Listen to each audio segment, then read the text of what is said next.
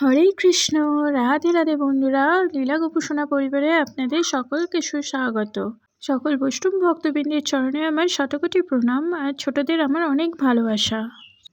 আশা করি আপনারা খুব ভালো আছেন, সুস্থ আছেন।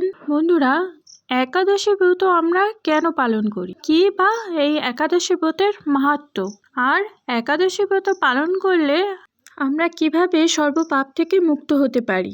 সনাতন ধর্মের শাস্ত্রে উল্লেখিত যে ৬৪ প্রকার ভক্ত অঙ্গের কথা বলা হয়েছে, তার মধ্যে একাদশী ব্রত প্রধান অঙ্গ এবং সমস্ত ব্রতের মধ্যে শ্রেষ্ঠ ব্রত।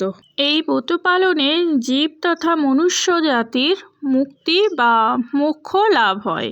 এই ব্রত পালনের কিছু নিয়ম বা বিধি শাস্ত্রে উল্লেখ করা হয়েছে।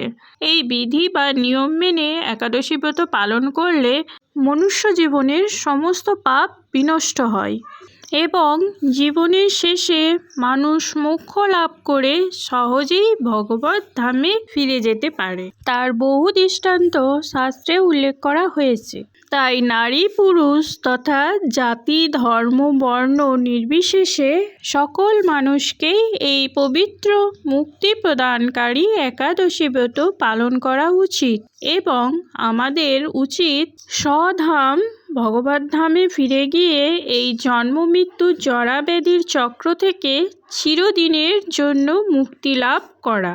তাই তো স্বয়ং পরমেশ্বর ভগবান শ্রীকৃষ্ণ যুধিষ্ঠির মহারাজকে এই উত্তম ব্রতের কথা বারবার শুনিয়েছেন এবং এই ব্রত পালনের ইঙ্গিত দিয়েছেন।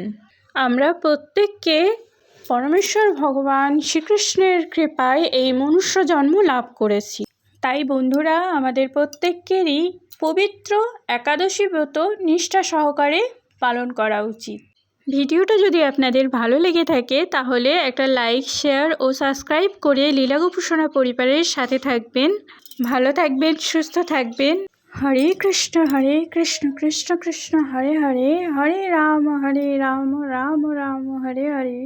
জয় গোপাল, জয় গোবিন্দ, জয় রাধা মাধব। রাধে রাধে।